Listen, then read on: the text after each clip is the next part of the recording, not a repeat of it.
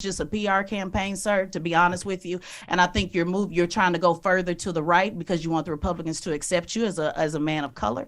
And I think the only way you think you can do that is to be so extreme. I appreciate your opinion. With your positions. And I think you need to do a little bit more work in service. I'll give it back to you guys. Let me ask, because she'd asked me. Ramaswamy's recent interview on The Breakfast Club, as you just saw from that clip you watched, was nothing short of hostile, downright embarrassing for the host of the show, and in my opinion, a great metaphor for the kind of condition of our political conversation today. But Vivek handled himself quite well, much better than most people would have, and really demonstrated the importance of standing on principle and truth and being an immovable rock amongst cascading waters when you have them bearing down upon you. I will not waste any of your time, my friend. I will get right into this analysis. There were several points of that interview that I thought really demonstrated Vivek's strength in this regard, and also demonstrated the utter intellectual dishonesty of some of the hosts of The Breakfast Club that I will go over right now in this analysis. And I won't do the whole interview because the whole interview is over 42 minutes. It's very short, by the way, but that's more time than I want to spend on this particular issue. Before I get started, let me say this much. It is important for presidential candidates, people who expect to lead a nation built on free discourse and debate, to go into context where they will be challenged ruthlessly.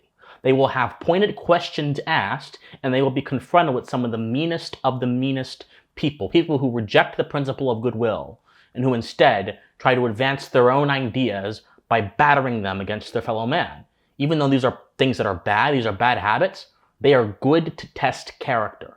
Character is refined by fire. Steel is sharpened by steel. And that's the principle that everyone should follow. Now, there were a few points that I want to talk about in this video. The first point was the exchange between Charlamagne and Vivek on the issue of white supremacy. So Vivek was basically making the argument that the ideals of America are good and they are perfect, but the people who have been in America, Americans themselves, are not perfect. They're not gods, and we've not always lived up to our ideas, but the ideas themselves are still good. And then Charlamagne kind of counters that argument by saying, oh no, I think white supremacy has been the biggest problem holding back Black America. Go. Good question of thought. I can absolutely blame white supremacy, 100%. Really? Yeah. See, say more, and then I'll respond to that. I mean, just look at the history of the country. It's just really just that simple for me. The country has never fulfilled its promises of freedom, liberty, and justice for all. It's always been freedom, liberty, and justice for some. And usually that some is white people. So here's what I would say in response to that. That is obviously true that the nation has fallen short of our promise since our founding. But walk through some obvious facts about America. We're not founded on an ethnicity or a monarch or a food or even a religion. We're founded on a set of ideals that brought a group of people together in 1776, and we live by those ideals. At least we aspire to those ideals today. A nation that aspires to ideals that's not made up of gods, but made up of human beings, will always fall short of those ideals. So I think our worst hypocrisies as a country, and we have many of them, our worst hypocrisies are our best evidence that we have ideals at all. You take a look at other countries. Nobody ever calls the Chinese Communist Party a hypocrite, or China a hypocrite, or Iran a hypocrite. Why is that? Because to be a hypocrite, you at least had to have ideals in the first place. But a lot of and so we're imperfect, but we are about the pursuit of a more perfect union, the pursuit of happiness. America's about the pursuit. And so I think that trashing ourselves, I think we are actually. The reason I say that is because, we never were included in those ideals originally. Originally, yeah. But never and not originally are two different things. Now you'll see in that exchange, Vivek actually responds quite masterfully to Charlamagne's point. He says that yes, we didn't always live up to our ideas, but that doesn't mean that the ideas themselves are bad. And then when Vivek says you can't attack the country, Charlamagne's saying, well, I'm attacking the system.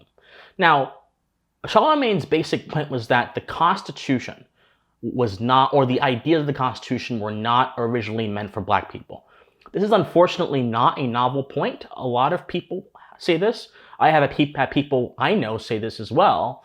And I think that this is just a historically illiterate claim. It's historically illiterate because, first of all, it fails to make the key distinction between universal ideas and the circumstances those ideas are born in. Right? This is the distinction between the universal and the local. So, for example, I can have an idea that says all men are created equal, but human beings who are meant to manifest those ideas in reality may not believe that, or if they do believe that, they may not act perfectly towards that end, because man is a flawed creature and his use of his free will is not always good. But the idea that all men are created equal as the foundational principles for a structure of government, our Republican structure of government in America, that remains unimpeached, because those very same ideas is what gave birth to the revolution and freedom movements of America. You don't have the abolitionist movement without having all men are created equal. You don't have the civil rights movement without having the idea of natural law in the backdrop. You don't have the defense of rights of Americans without the Bill of Rights, which was reformed by the idea of natural law. Every single revolution in America that was righteous and moral always goes back to first principles. That's why you have to be careful not to confuse ideas with circumstances, because you will fail every single time. That is an egregious moral error that Charlamagne makes, and he makes it promiscuously. But also, I want to kind of drill down on this particular issue. What people oftentimes mean when they say that black folks weren't included in the ideas of America, they oftentimes mean that the Constitution initially allowed slavery. And yes, when the Constitution was initially passed at the Constitutional Convention, there was a few decade provision to allow slavery. Now, this didn't come about with roaring support. Actually, just the opposite. There were two major camps during the Constitutional Convention that actually warred over this issue. The northern states generally did not want slavery. They were strictly anti-abolitionist. The southern states wanted slavery not out of a moral stance, but actually out of an argument of economic necessity. The idea was that if the South was not allowed to have slavery, their economies would suffer, and this would make it much less likely for states like South Carolina to join the Union, thereby inhibiting the goal of having a centralized government, which is what the Federalists wanted, and what the Constitution eventually resulted in, and thereby inhibiting the goal of having a united America. This was the argument. The argument was not that black folks are inferior, although that argument came about through Confederate statesmen years after the convention. The argument was that economic necessity brought forth the need for slavery. Now, this is obviously a specious argument, it makes no sense, but in the context it was made, you can understand what they were getting at. John Rutledge of South Carolina said this, to boast my point here. He said, religion and humanity have nothing to do with the question of slavery. Interest alone is the governing principle with nations. James Madison noted that in his notes from the Federal Convention in 1787. Also, there were several framers that were strictly against slavery. For example, Thomas Jefferson said, the whole commerce between master and slave is a perpetual exercise of the most boisterous passions, the most unremitting despotism on the one part, and degrading submissions on the other part. John Adams said, every measure of prudence therefore ought to be assumed for the eventual total extirpation, I think is how you say that word, of slavery from the United States. I have, through my whole life, held the practice of slavery in abhorrence. George Mason said that slavery would bring down the punishment of heaven upon the world. This was not a minority of people saying this. These were the framers of our country, many of them saying this. But they decided to let slavery in not because they hated black folks, but because they viewed it as a linchpin for establishing the nation. Again, not an excuse, just an explanation for why things happen. Now, so we can safely disregard the argument that black folks weren't included in the original ideas of America. That's not true. Universal principles include everybody by virtue of the subject of those principles, and the subject of those principles is the human being. Black folks are human beings, therefore they were included in the Declaration. So, let's move on to the most hostile part of this interview. The Rayland, I believe her name is. Her questions. That she basically just tried to batter Vivek and tear him down. And really, her entire section of this interview was needlessly combative, antagonistic, and she made a host of non sequiturs, that means arguments that did not fall from the premises, that only shallow minds believe are profound. Many people in the comments were saying, oh, she got him, she destroyed him, she messed him up. The only thing that woman messed up was her own credibility and the integrity of her character. Because those arguments were god-awful. I have seen better arguments from a 5th grader. Not only that, but they were meant to drill. You saw Raylan a few moments ago in the intro to the video, her saying that Vivek's entire campaign is a PR stunt, which prejudices her against anything he says. Because all she's going to hear is all the reasons she hates Vivek, as opposed to being an objective arbiter, as the interviewer should be. But let's continue on. So she asks Vivek this very odd question. She says, I want to know more about you. When did you vote? Go. You mentioned, the pride of being an American and how important it is to have pride in this country. I'm also a veteran, by the way, for the United States Air Force. So when is it that you voted for the first time? I voted in 2020. Okay, so you're how old again? I'm 37 years old.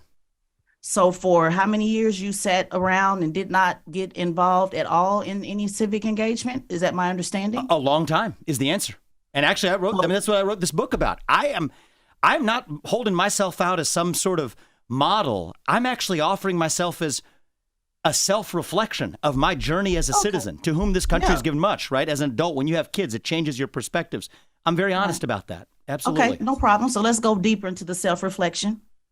So you've sat around for, and sir, I'm being as respectful as I possibly can. Please don't take anything and you don't even have to be. And you don't even have to be. So take it off and let's go. So you've been sitting around in the country that my ancestors built for about 20 years. Your parents came over as immigrants, brought you over. You made millions, according to your resume, off of this country, and you have absolutely not been involved in civics. 1, not voting, and 2, let me just ask, because I know you mentioned earlier you don't want to sit around at the debate and talk about accomplishments. Eventually, this turns into her criticizing Vivek's lack of relative civic engagement, to criticize his position that civic engagement is important for the youth and should be a precondition of voting. Now, anyone who studied logic knows what I'm about to say. She is engaging in a logical fallacy called the ad hominem fallacy.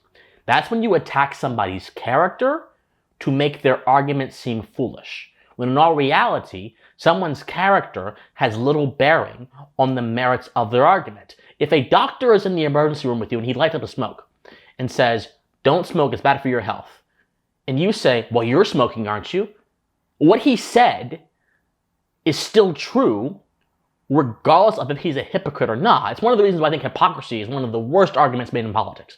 If you hear someone say, it's the hypocrisy, please, I won't say do anything bad to them, but just ignore them and say you are a bad person, you are a terrible person, you're a low-quality mind. I'm joking, but still, you don't need to mess with people like that, because they're not going to advance you and edify you.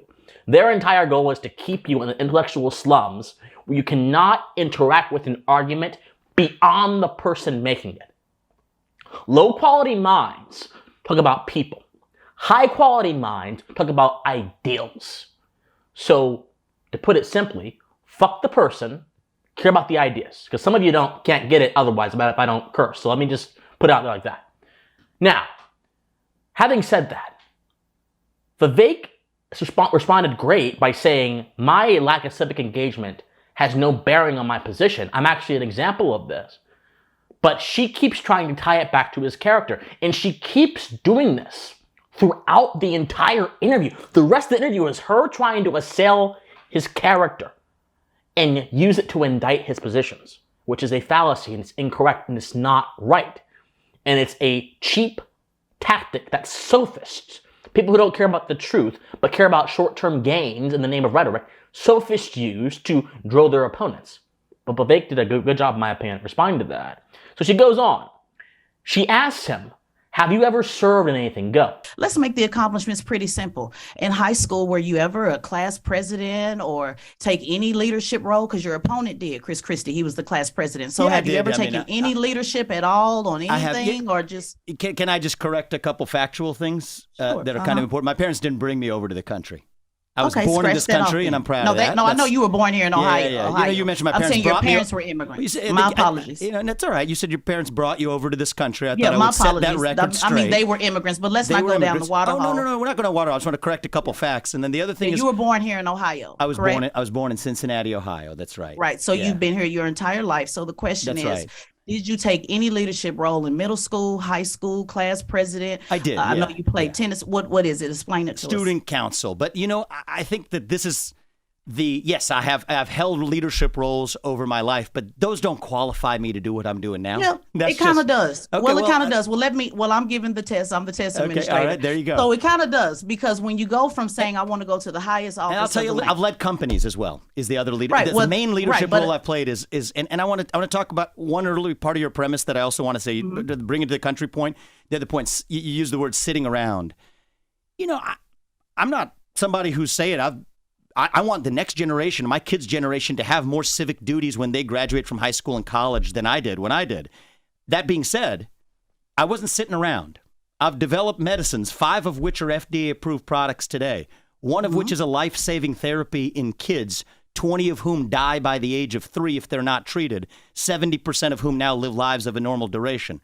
Another one for prostate cancer. So I don't apologize for making contributions. But right. Well, I don't want you to filibuster that No worries. because Just that's not not the question that I asked. And I don't consider, as a veteran, I'm talking about service. I'm not talking about what you Civic did for service, profit. I'm not talking about what you paid people to do with your So company. I'm not talking served, about I've that not served the country because that in the way means you nothing have. to me. You do what I'm realize talking, she what hasn't I been am able to ask a question. She's been trying to Go ask for a it, question, yeah. and you've been talking over it. So I've always been drawn to healthcare. That's why I ended up founding companies in that space. When I was in high school, part of what drew me into it was that I was a volunteer at a local hospital. I actually became the leader of that group of volunteers that actually discharged women who had recently given birth. That was it. Nothing big to it. Did you do anything we can point to stand out? But I want to say something about that, because I say that in the book. If I'm being really honest, why did I do that in high school? A part of the motivation, I'll be just brutally honest with you, was part of the motivation was that's actually what allows you to get into a good college when you graduate. Is Right. you want to So check it was the box about, of so community it was service. about you. So there was it an about element. self. So there's that, and I'm admitting that in a way that very few other people do. But I got to be honest about it. That was a big part of why I did it. Yeah, Then when it I was about graduate- self, and I'm going to be honest, and I'm going to and- give it back to the if- guys. if I I'm can- going to be honest about it with you. Yep. Leadership is not about self. I agree And with you on that. I what agree I with you just on heard, that. what I just heard is that everything is about you. And I think there's a different worldview that we have.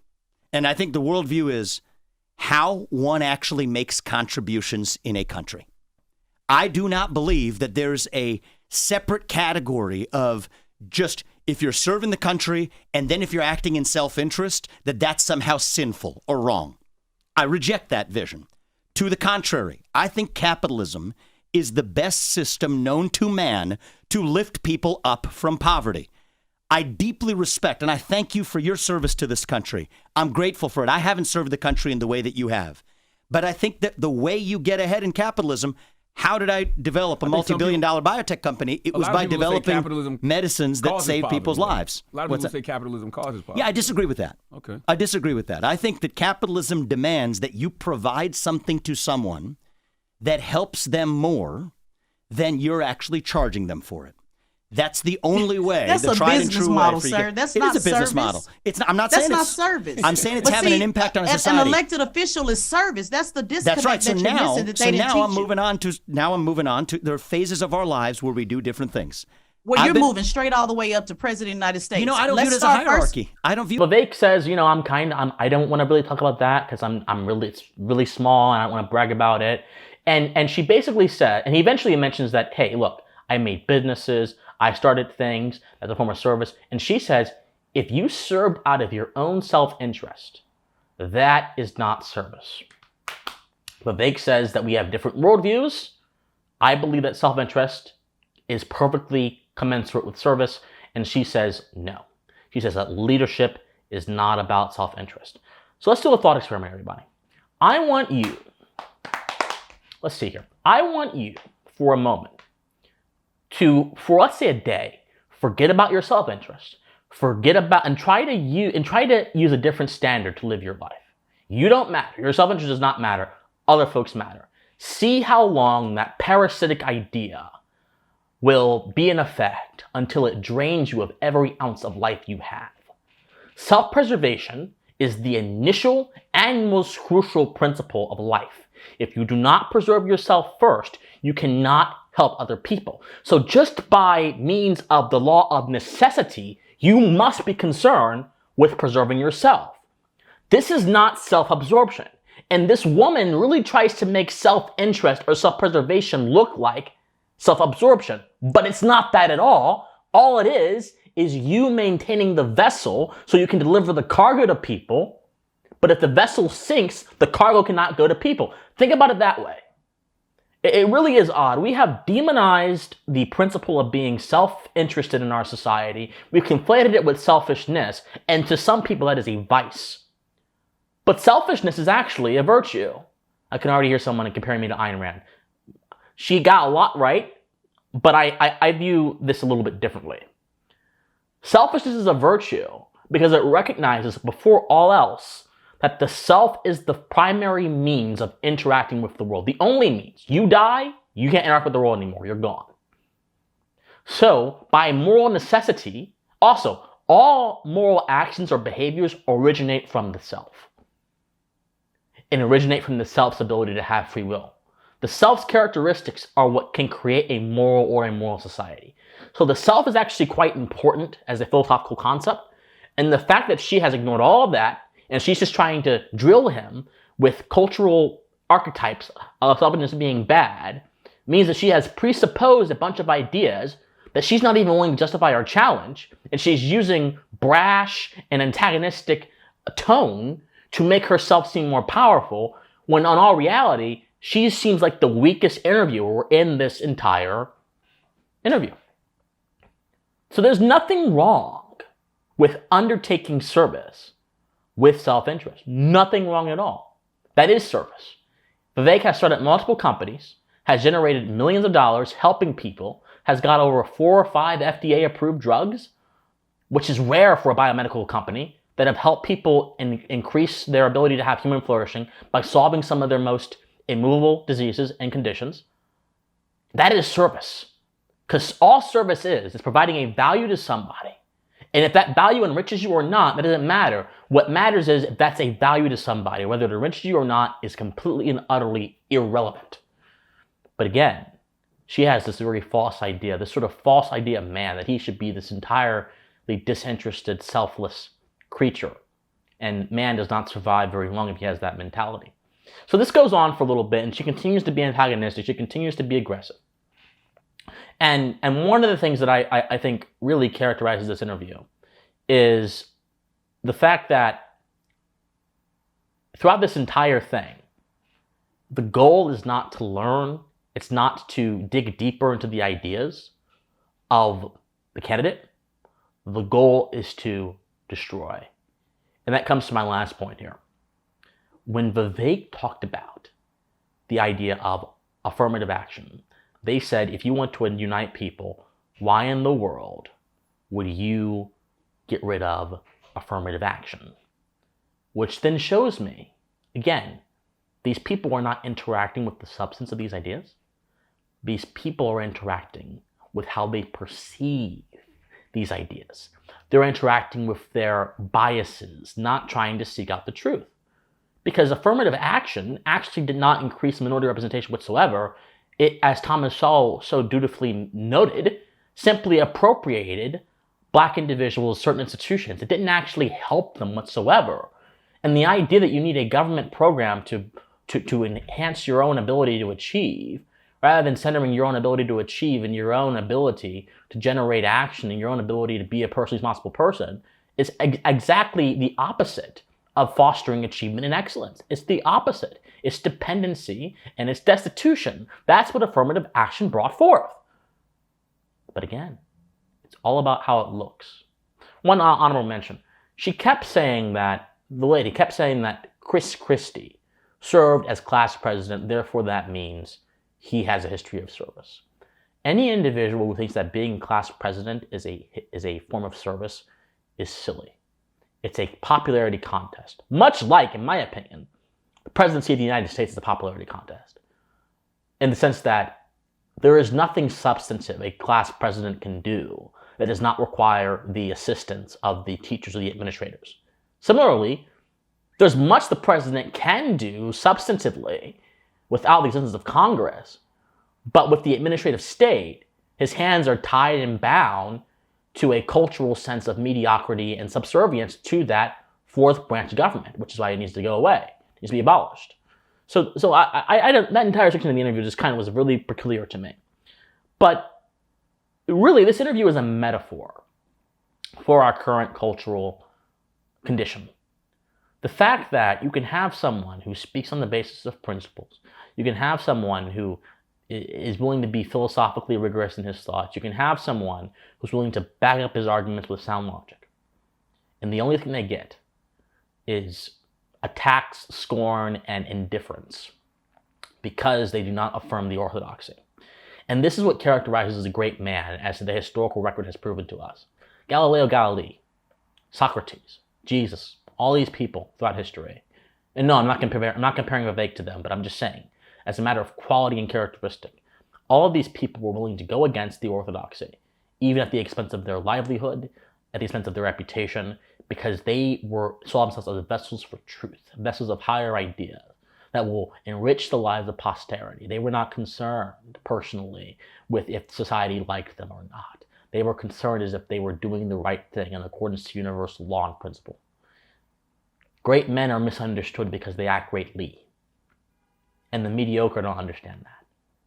We need a revolution of the mind in our political conversation, everybody. Let this interview and any other political conversation inform you and push you towards aspiring to that revolution of the mind so that we can instill a sense of rigor and logic and philosophy and history and literature and understanding into our American culture. And I intend to help all of you reach that revolution of the mind. We can do it, my friends. Study philosophy, be rigorous in your thoughts, be generous to your interlocutors, and most importantly, my friends, stay pensive. If you want to support me, comment on this video, like this video, subscribe to this channel, share this video, donate to my locals, christianwatson.locals.com, or any other option you see in the comment section down below. I love you all so much, and please, forever and eternally, I want you to stay pensive. God bless everybody.